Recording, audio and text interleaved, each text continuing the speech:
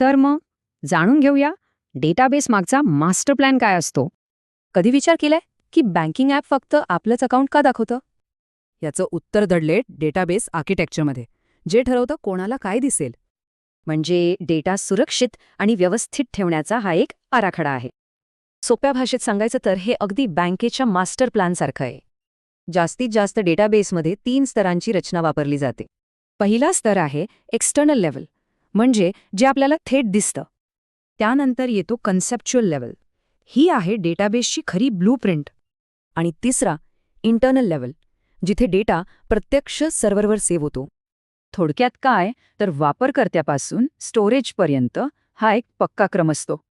याचमुळे वेगवेगळ्या वापरकर्त्यांना फक्त त्यांना हवी तीच माहिती दिसते. यालाच व्ह्यू म्हणतात, म्हणजे गरजेपुरता डेटा दाखवण्याची एक पद्धत. शाळेचं उदाहरण पाहू.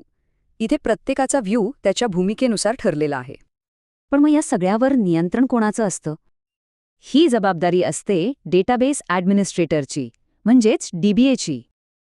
आपल्या बँकेच्या उदाहरणात DBA म्हणजे जणू काही बँकेचा मॅनेजरच.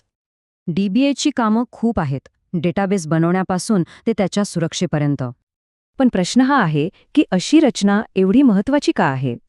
सर्वात महत्त्वाचं म्हणजे यामुळे डेटाला जबरदस्त सुरक्षा मिळते.